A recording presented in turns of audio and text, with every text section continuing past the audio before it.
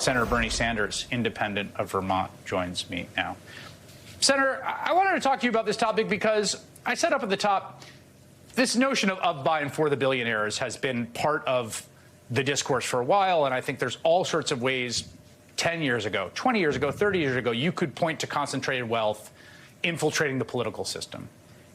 And you've been making that critique for a long time. And yet it still feels to me, as someone who's been covering politics for 25 years, there's really nothing been quite like this, that this is a new level, that it's more concentrated, more in your face, more vulgar. Do you think, is that fair characterization? Absolutely. Look, the simple truth of the matter is that never before in American history, our 250-year history, have so few people held so much wealth and had so much power. Today, you have more income and wealth inequality than we've ever had, much worse, as you know, than the Gilded Age, more concentration of ownership, more corporate control over the media.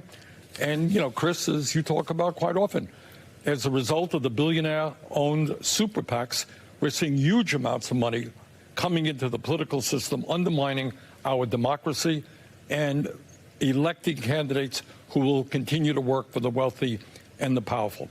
So, you know, that is where we are today. That's the bad news. But I think there's some pretty good news, and that is that people all over this country are catching on. We've seen some great election victories in the last 6 months. We have seen people standing up at fighting oligarchy rallies, at No Kings rallies by the millions. And I think people understand, as Lincoln reminded us, that people fought and died so that we would be a country of the people, by the people, for the people, not a handful of billionaires, or in Musk's case, a trillionaire. Let me show two data points, I think, that back this up. One, your point about billionaire money in politics. And again, to the extent we could document it, and we don't even know that we're documenting all of it. We just found out about 45 million from the Ellisons a week ago. This was a chart put together by the Washington Post, and you can just see it looks like a, you know, it just shoots up, right? In 2000, they were basically, billionaires were not spending, were not noticeably contributing as donating to federal elections. It's now 1.1 billion. That number's going to go up in 2026, and it'll probably go up in 2028. And then I want to get your thoughts on this. This is the Data for Progress ran a poll of likely voters last week, and it showed that billionaires and corporate landlords are seen as the most harmful to society and economy, just ahead of sports gambling marketplaces, AI, and crypto companies. What do you make of that? What I make of it is that the American people are catching on. Look, I don't care if you're a right-wing Republican or a socialist or a moderate. Who in their right mind thinks that it is a good idea for this country that, say, one guy, Elon Musk, could put $270 million to elect Donald Trump president, or billionaires on the Republican side or Democratic side can run these super PACs, often with undisclosed funding, to defeat candidates who stand up for the working class? Nobody believes that that makes sense. And all over this country, Chris, people are demanding, A, that we get rid of these super PACs, that we get rid of Citizens United, that disastrous Supreme Court decision, and that, by the way, we get moved toward public funding of elections. There is no political issue more important than getting billionaire money out of the political process. You gotta, I mean, I am very sympathetic to that view. One of the things we've seen from this court, and this is the Citizens United Court, and again, they just had yet another deregulatory decision this week that allowed even more coordination and higher limits on donations.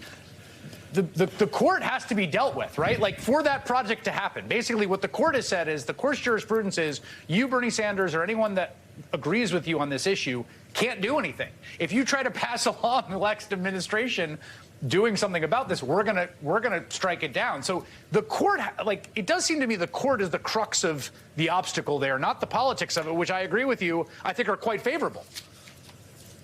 Right. Well, I certainly do agree. I mean, the court is, this court that's given us the overturning of Roe v. Wade, given us Citizens United, overturning the Voting Rights Act, etc., has been a total disaster, and in many ways working for the very wealthiest people in this country against our democracy. It's a complicated issue, but it is an issue that has to be dealt with. There are various ideas out there as to how we can deal with it, but we do have to deal with it. But on the other hand, what I would tell you, Chris, as I go all over this country, which I do, is it is not just Trump that people are worried about, as disastrous as his administration is. Ordinary people today are hurting. 60% live in paycheck to paycheck. You got a health care system which is totally broken, wildly expensive. You got a child care and educational system in deep trouble. People can't afford housing. And what is really upsetting is that in the wealthiest country in the history of the world, while the richest people, as you just mentioned, become much richer, everything being equal, unless we change it, our younger generation will have a lower standard of living than their parents.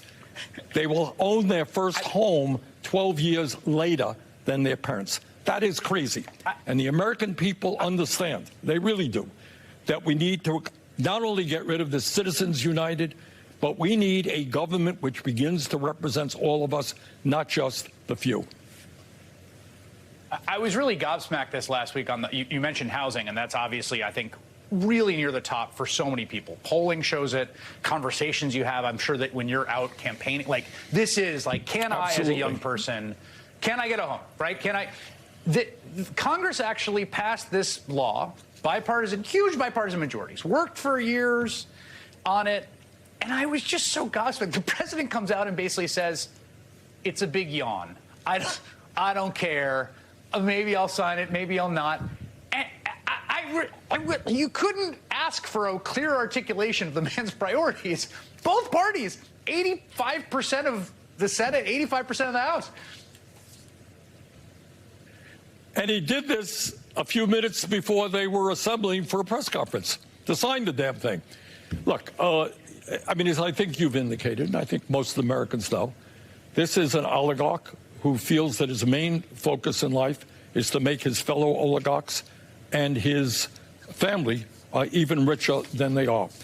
But what we are doing right now at the grassroots level is creating, I think, the strongest grassroots movement, certainly in the modern history of this country, which is going to demand that we address this income and wealth inequality, that we start taxing the billionaires, that we get rid of this corrupt campaign finance system, that we guarantee health care to all people as a human right, that we raise the minimum wage to a living wage, make it easier for workers to join unions, and instead of spending over $1 trillion on the military and on endless horrible wars, that we invest and build 7 million units of low-income and affordable housing. Look, we are the richest country in the history of the world. We can do it.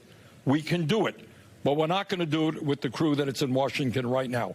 We do need a political revolution. It's beginning to happen, and I feel confident about what you're going to be seeing in the next few months. Well, I'll say this. I remember reading the article about an independent, self-avowed socialist getting elected to Congress when you were. And that it was the tenor of the article was like basically like there's a horse who can talk. What a crazy thing. There's a guy who's a socialist and he's in Congress. And you know, there's probably going to be 3, 4, 5, 6, 7 people that call themselves socialists in Congress. It's probably going to be the highest since, I would imagine, the early 19th century. So there's something happening there. Senator Bernie Sanders, who was the first in my lifetime, I'm pretty certain. Thank you for your time tonight.